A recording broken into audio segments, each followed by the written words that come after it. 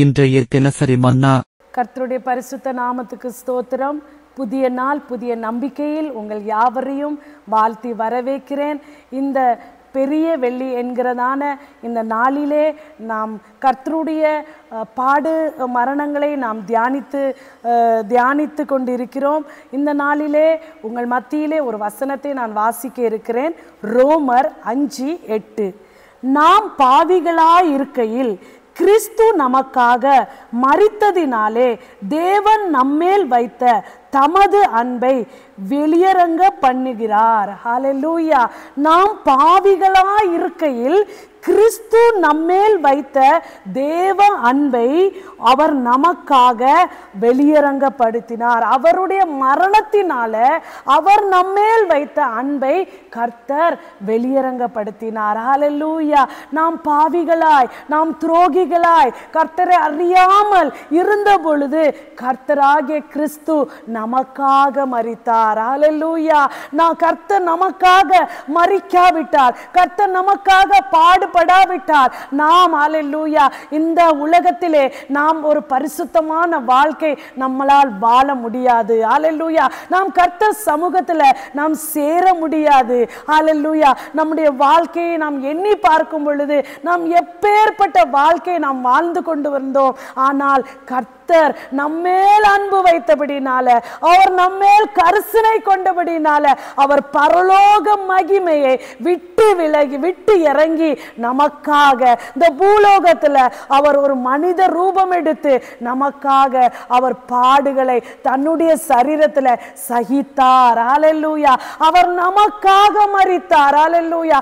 நாம் வாழும்படியாக, நாம் ஹல்லேலூயா பிழைத்திருக்கும்படியாக கர்த்தர் நமக்காக மரித்தார்.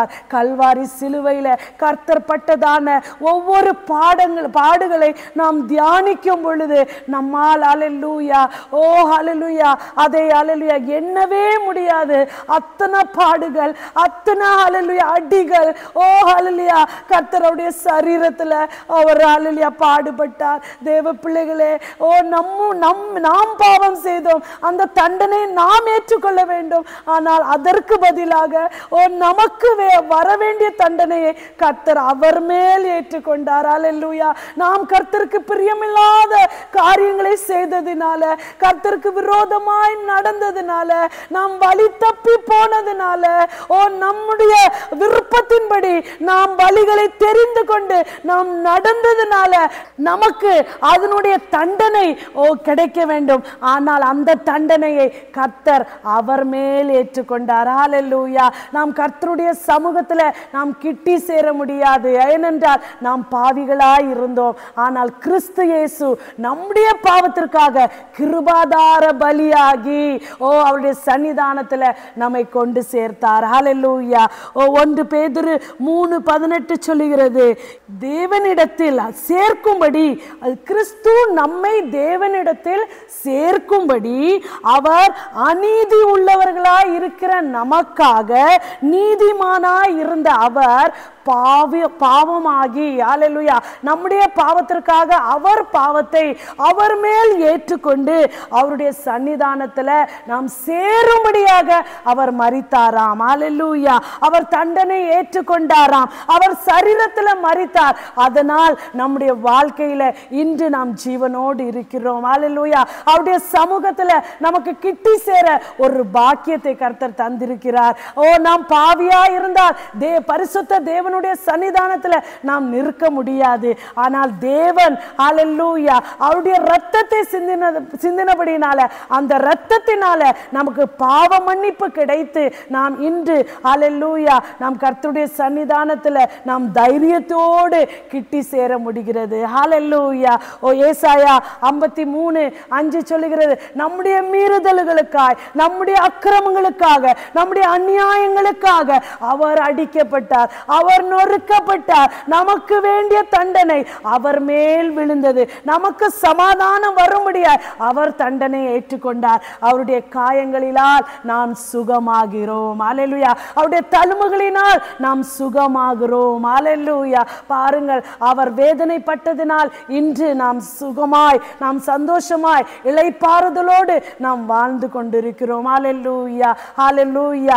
இந்த பெரிய வெள்ளிக்கிழமையில ஹalleluya நாம் ஹalleluya இந்த நாள் மாத்திரம் கர்த்தருடைய பாடு மரணத்தை கர்த்தர் கல்வாரியிலே சொன்னதான அந்த 7 வார்த்தைகளை இந்த நாள் மாத்திரமே நாம் தியானித்து அப்படியாய் விட்டுவிடக்கூடாது.